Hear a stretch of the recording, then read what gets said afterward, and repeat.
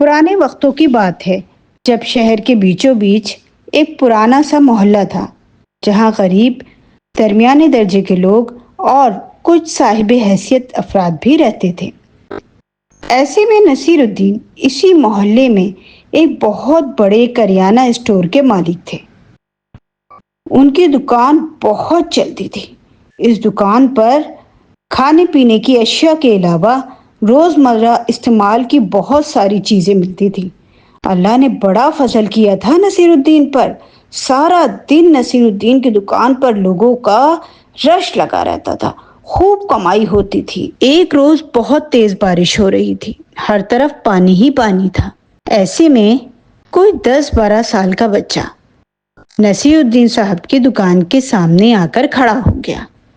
نصیر الدین صاحب پہلے سمجھے کہ شاید یہ بچہ کوئی چیز خریدنے آیا ہے، لیکن نہیں، اس بچے کا جسم کپکپا رہا تھا، چہرہ پیلا زرد ہو رہا تھا اور عجیب بے نور آنکھوں سے نصیر الدین صاحب کی طرف دیکھ رہا تھا۔ مگر اس سے پہلے کہ نصیر الدین صاحب اس سے کوئی سوال کرتے، بچہ خود ہی بول پڑا، چاچا روٹی دے دو، بھوک لگی ہے۔ یہ سننا تھا نصیر الدین صاحب کا دل پگھل گیا۔ ہاتھ پکڑ کر بچے کا اور دکان کے اندر لے آئے اور بولے، کیا بات ہے بیٹا، کیا مسئلہ ہے؟ چاچا کل سے کچھ نہیں کھایا، روٹی چاہیے۔ نصیر الدین نے جلدی سے بڑھ کر ایک بڑی سی روٹی اٹھائی اور بچے کی طرف بڑھا دی۔ شفقت سے اس کے سر پر ہاتھ رکھا اور مسکرا کر بولا، یہ لو، لیکن بیٹا 1 روپے کی روٹی ہے۔ بچے نے چونک کر دیکھا اور پھر بے بسی سے بولا، چاچا پیسے نہیں ہیں، میں بھوکا ہوں۔ نصیر الدین نے مسکرا کے کہا، پیسے مت دو، لیکن 1 روپے کا قرض ہے، جب موقع ملے لوٹا دینا۔ یہ سن کر بچے کی آنکھوں میں چمک آ گئی اور روٹی لے کر جلدی سے دکان سے باہر بھاگ گیا۔ اس کے بعد وقت نے بڑی کروٹ بدلی۔ دن ہفتوں میں، ہفتے مہینوں میں اور مہینے سالوں میں بدلتے چلے گئے اور اس محلے کا بھی رنگ بدل گیا۔ دکانیں بدل گئیں، گھر بک گئے، نئے لوگ آباد ہو گئے۔ آہستہ آہستہ بہت بدلاؤ آ گیا، لیکن نصیر الدین آج بھی اس دکان کے مالک تھے۔ لیکن وقت کی کروٹ نے ان کو بھی نہیں چھوڑا۔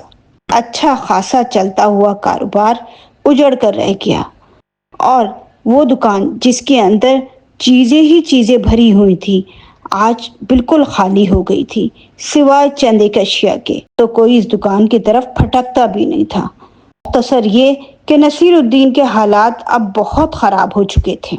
ایسے میں ایک روز نصیر الدین کو خبر ملی کہ ان کی بیگم کی طبیعت بہت خراب ہے۔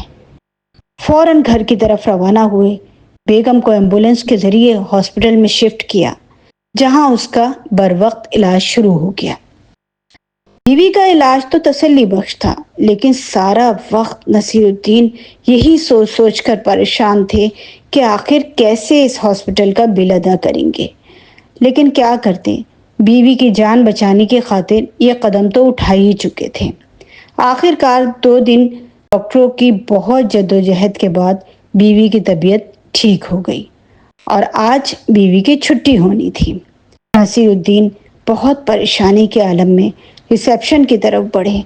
اس سے پہلے کہ ریسیپشن پر موجود شخص سے سوال کرتے کہ ان کا بل کیا بنا ہے، اس شخص نے خود ہی مسکرا کر کہا، ہاں چاچا، آج تو آپ اپنی بیگم کو لے کر گھر جا رہے ہیں، بالکل اچھی طرح سے صحت یاب ہو گئی ہیں، بس ذرا خیال رکھیے گا، اب آپ ان کو لے کر جا سکتے ہیں۔ یہ سن کر نصیر الدین نے کہا، بیٹا بل تو بتاؤ، بل کیا بنا ہے؟ بل؟ آپ کا بل تو ادا ہو چکا، آدمی نے بڑی آسانی کے ساتھ کہہ دیا۔ لیکن نصیر الدین تو حیران رہ گئے، کیا میرا بل ادا ہو گیا؟ کس نے ادا کیا میرا بل؟ آپ کا بل ادا کرنے والے صاحب آپ کے پیچھے کھڑے ہیں۔ جو پلٹ کر دیکھا، کوئی 25-26 سال کا خوبصورت لڑکا ڈاکٹر کا گاؤن پہنے کھڑا مسکرا رہا تھا۔ نصیر الدین کو چہرہ کچھ جانا پہچانا سا لگا، لیکن نہیں، کچھ صحیح سے سمجھ نہیں آیا اور پوچھا، ڈاکٹر صاحب آپ نے میرا بل ادا کیوں کیا ہے؟ ڈاکٹر ایک قدم آگے بڑھا، کندھے پر ہاتھ رکھا، مسکرا کر بولا، چاچا 1 روپے کا قرض لیے پھر رہا تھا، آج ادا کر دیا۔ مسیح الدین نے چونک کر دیکھا، آنکھیں آنسو سے بھر گئیں۔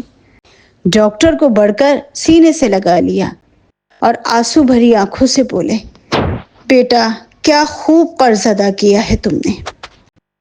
دیکھا ساتھیو، نیکیاں ہمارے کس طرح سے کام آتی ہیں، لہذا کبھی بھی نیکی کرنے سے پیچھے نہیں ہٹنا چاہیے اور ہمیشہ کوشش کرنی چاہیے کہ لوگوں کی مدد کریں اور نیکیاں کمائیں، کیونکہ نیکیاں ہمارے کسی بھی وقت کام آ سکتی ہیں۔